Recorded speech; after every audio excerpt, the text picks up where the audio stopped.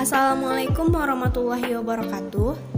Perkenalkan, saya Asratul Rahmi dari kelas 4B D4 Akuntansi Politeknik Negeri Padang.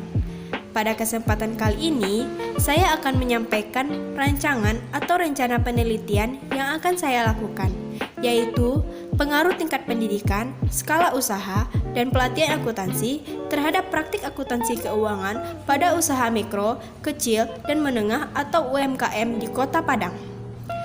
Pada video ini akan saya sampaikan yang pertama, pendahuluan yang terdiri dari latar belakang penelitian, rumusan masalah, tujuan penelitian, manfaat penelitian, dan sistematika penelitian.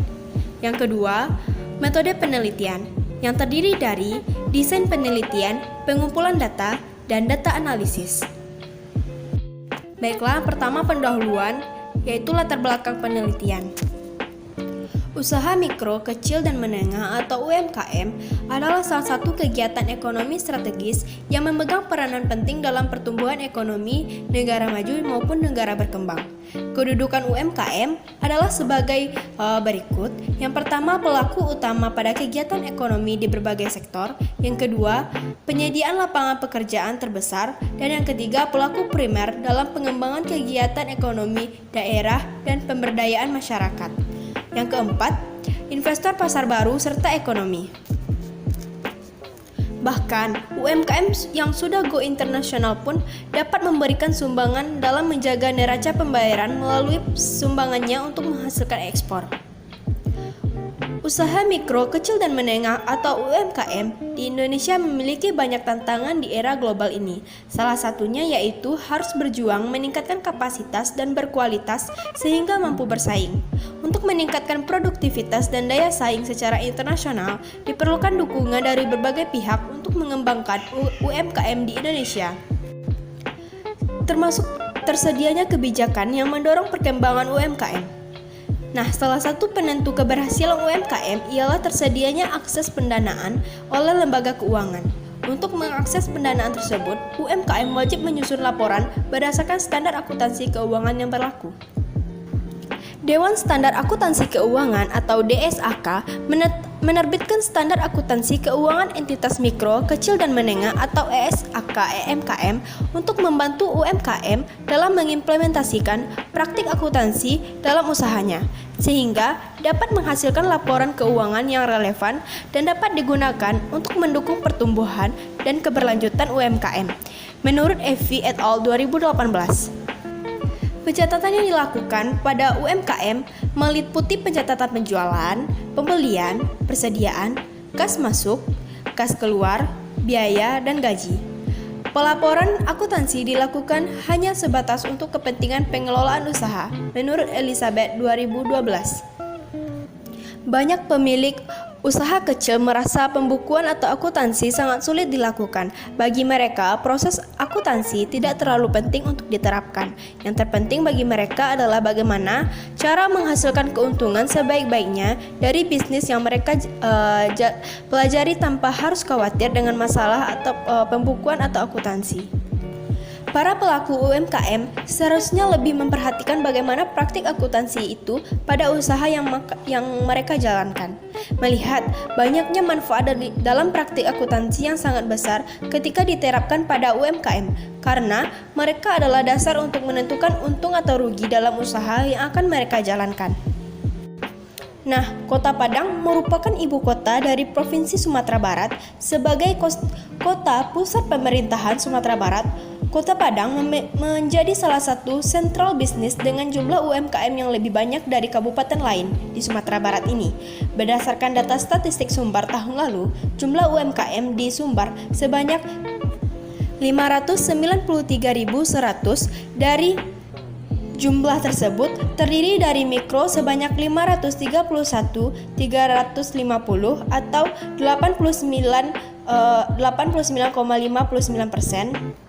Sedangkan pelaku usaha kecil sebanyak 54.431 atau sebesar 90,1%, pelaku usaha menengah sebanyak 7.990 atau sebesar 1,33% dan untuk pelaku usaha besar sebanyak 419 atau 0,007%. Menurut haluanpadang.com. Dari banyaknya jumlah UMKM yang disebutkan di atas, hasil ini dapat dijadikan sebagai potensi jika dikelola dengan baik. Jika UMKM di Kota Padang sehat, adanya pelatihan atau pengetahuan dan diperdayakan dengan baik, maka pergerakan ekonomi Sumbar akan terus melaju dengan baik dan semakin pesat. Dengan syarat semua pihak harus sepakat untuk sama-sama meningkatkan dan semangat mewujudkan UMKM yang sehat di Kota Padang. Novianti et al. 2018, para pelaku UMKM diharapkan dapat meningkatkan pendidikan diri sendiri, manajer maupun penerus usaha. Selain itu, pelaku UMKM perlu meningkatkan pelatihan antara lain pelatihan akuntansi, teknologi informasi, komputer, sistem database akuntansi, dan sebagainya agar semakin dilihat dan menggunakan informasi akuntansi. Pada penelitian sebelumnya, yang terkait dengan tingkat pendidikan, skala usaha, dan pelatihan akuntansi banyak membahas pengaruh variabel yang diambilnya terhadap penggunaan informasi dan terhadap kualitas maupun penyusunan laporan keuangan saja. Oleh karena itu, peneliti yang terkait dengan tingkat pendidikan, skala usaha, dan pelatihan akuntansi terhadap praktik akuntansi masih belum banyak diteliti.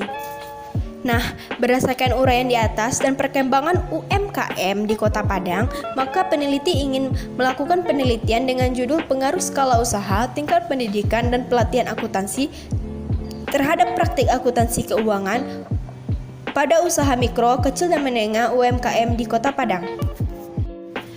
Baiklah, selanjutnya kita masuk ke rumusan masalah. Berdasarkan latar belakang masalah di atas, maka dapat dirumuskan masalah yang selanjutnya akan diteliti, yaitu apakah tingkat pendidikan berpengaruh terhadap praktik akuntansi keuangan pada UMKM di Kota Padang? Yang kedua, apakah skala usaha berpengaruh terhadap praktik akuntansi keuangan pada UMKM di Kota Padang? Yang ketiga, apakah pelatihan akuntansi berpengaruh terhadap praktik akuntansi keuangan pada UMKM di Kota Padang? Selanjutnya, tujuan dari penelitian. Adapun tujuan penelitian yang akan dilakukan oleh peneliti yaitu: 1. Untuk mengetahui pengaruh tingkat pendidikan terhadap praktik akuntansi keuangan pada UMKM di Kota Padang. Kedua, untuk mengetahui pengaruh skala usaha terhadap praktik akuntansi keuangan pada UMKM di Kota Padang. Yang ketiga, untuk mengetahui pengaruh pelatihan akuntansi terhadap praktik akuntansi keuangan pada UMKM di Kota Padang. Selanjutnya, manfaat penelitian. Adapun manfaat dari penelitian ini adalah: yang pertama, manfaat teoritis.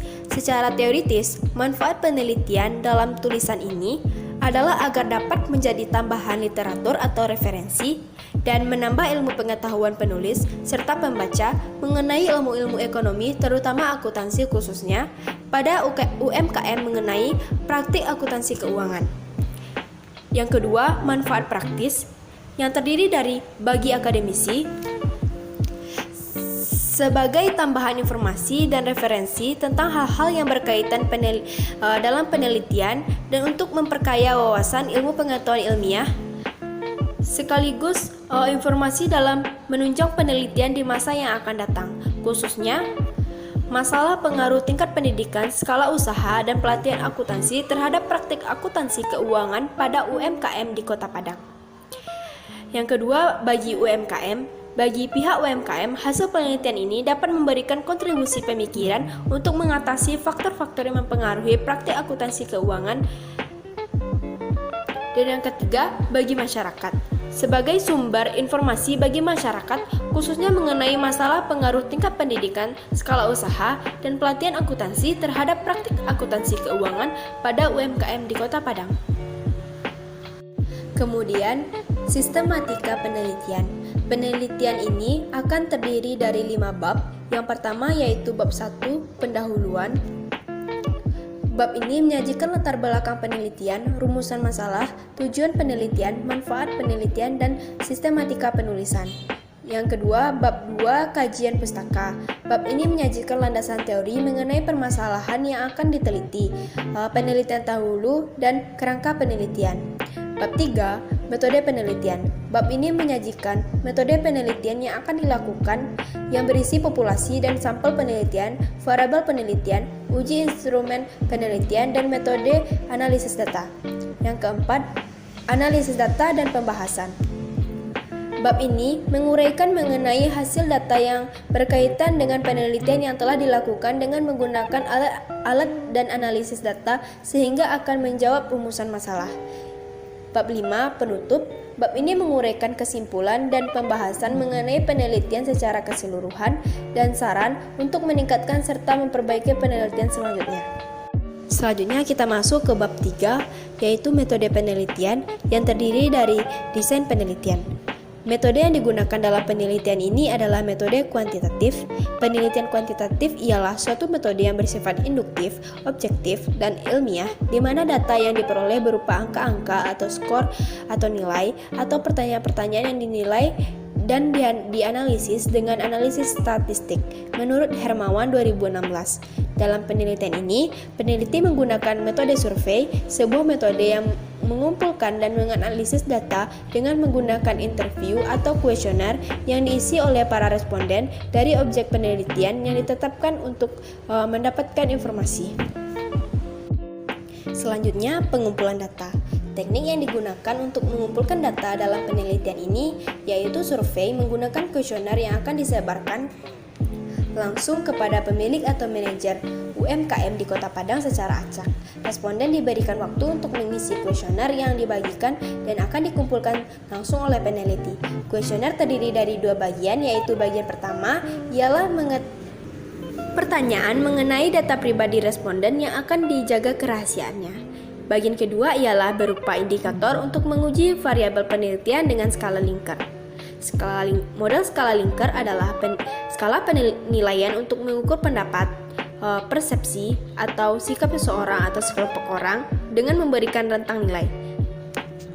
Skala ini sering digunakan pada jenis penelitian berupa survei.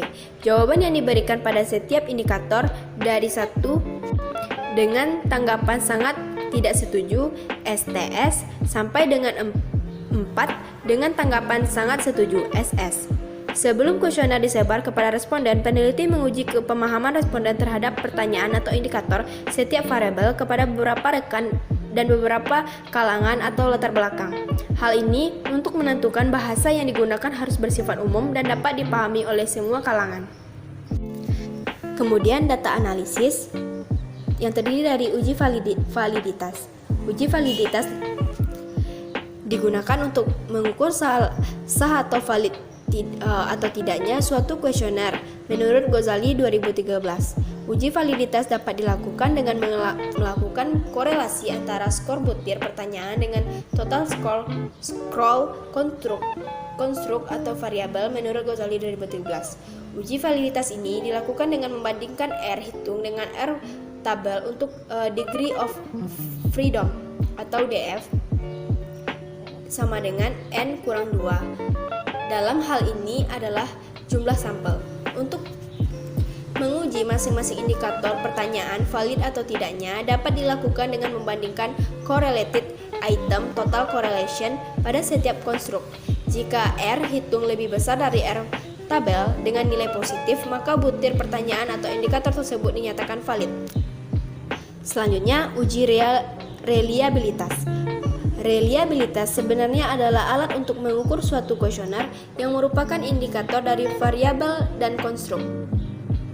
Menurut Ghazali 2013, suatu kuesioner dikatakan reliable atau handal jika jawaban seseorang tersebut pada pertanyaan tersebut adalah konsisten atau stabil dari waktu ke waktu. Pengukuran reliabilitas penelitian ini dilakukan dengan cara one shot atau pengukuran sekali saja. Pengukuran one shot hanya sekali dilakukan dan kemudian hasilnya dibandingkan dengan pernyataan lain atau pengukur korelasi antar jawaban pertanyaan. SPSS memberikan fasilitas untuk mengukur reliabilitas dengan uji statistik Krobach alpha.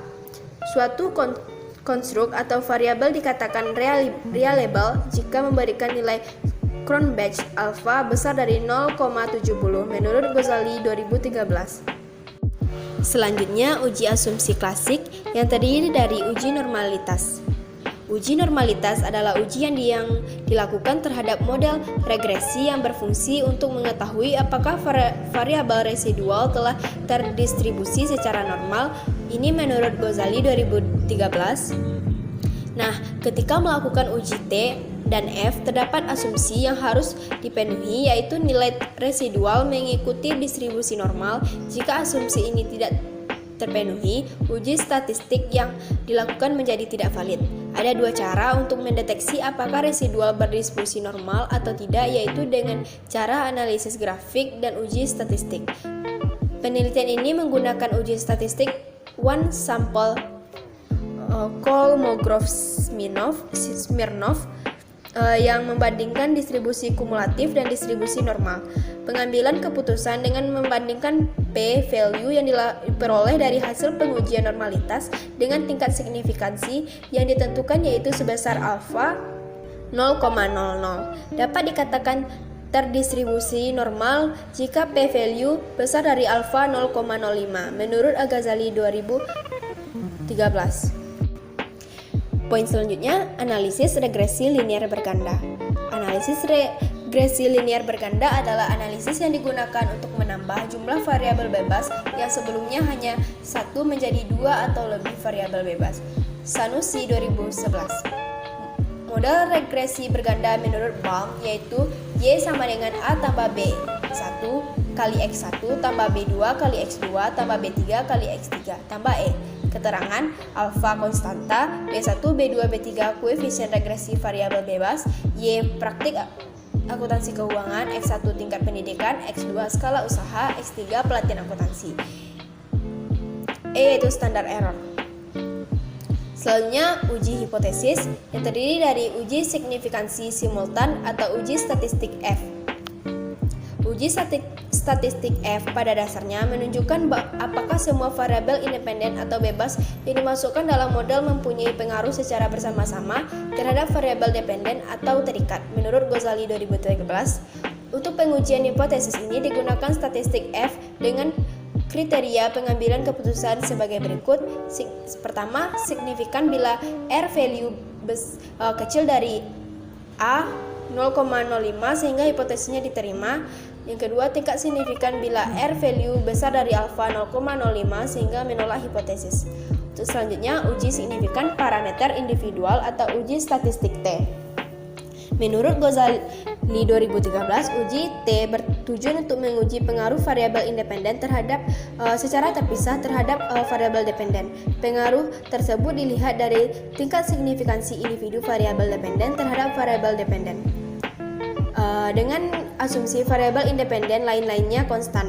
Pengujian ini menggunakan tingkat signifikan alfa 5%. Kriteria dari uji T adalah sebagai berikut. Yang pertama, signifikan bila R value kecil dari alfa 0,05 sehingga menerima hipotesis. Yang kedua, tingkat signifikansi bila R value besar dari alfa 0,05 sehingga menolak hipotesis.